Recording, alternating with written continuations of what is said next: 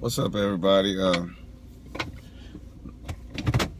Another segment of one coach's opinion. And that's just it, my opinion, not a fact.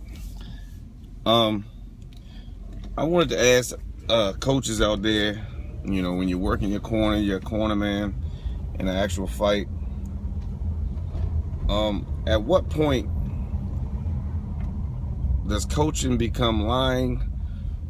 Or should it just stay like coaching? Should you always tell the truth? Meaning, like, okay, I watched the fights over this weekend, and I watched, I'm not gonna say what specific fights because I don't want to just put out any trainers or whatever, but I mean, I watched one fight where a fighter had been pretty much losing the fight, been knocked down twice, and in the 12th round, his trainer said, you have to win this round big. And either he didn't watch the same fight everybody else watched, or I don't even know what to say to the or, because unless winning big meant you have to knock this guy out so he doesn't answer the bell, I mean, then I'm with it. But if winning big means you have to really make it clear that you won the 12th round, I don't think that would have done him any good whatsoever to win the 12th round. In this situation, you still would have lost a majority decision. So I'm wondering, at what point do you tell your fighter, hey, look, man, you're losing? Do you ever do that, in your opinion? Or do you know, are you like, man, you need to pick it up, or this could be tricky? Or, you know, even in Floyd's fight, I'll even put that out there, even in Floyd's fight, Berto's coach, we know the name, you know, but Berto's coach was telling him basically, you're in the fight. This fight's close. I mean, I didn't see a close fight. I didn't see no chance of Berto getting that on the cards. I don't know what you know, but you know, that's my opinion. I don't know what y'all saw, but telling Berto he's close in this fight just means, you know, he can talk a little trash. You know, if Floyd don't do nothing, you don't have to do nothing.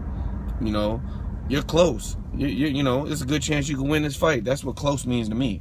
So at what point do you tell your fighter, or do you ever tell your fighter the truth? You know, and at what point would you stop a fight? I mean, if your fighter was fighting a 10-round fight and he was clearly losing 8 rounds, I mean, dominant fashion, might not be cut up or lumped up, but, you know, he's clearly losing. He's taking a lot of shots. He's nowhere in this fight. Do you let it go until the 10th round and let him continue to take these shots? Or do you stop it? I mean, you know, is that important on the record for your fighter to have he's never been knocked out or take severe head trauma? Because getting knocked out isn't the only thing that messes up the brain. Accumulative punches, accumulative, oh my God, can't even say that word this morning. I just rubbed my teeth.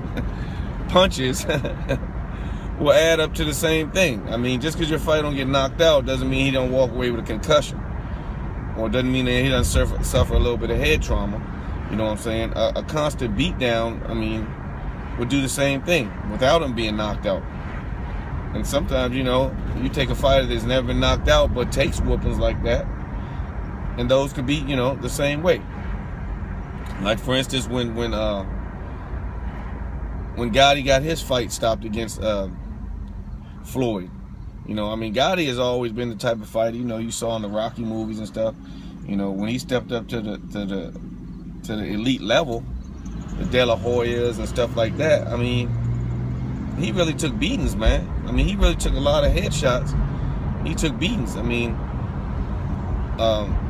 was it a good thing? You think it was a good thing for Buddy McGirt to just go ahead and stop his fight? Or, you know, should he have just let it go? Like, you know, look, it doesn't look like you're about to get knocked out.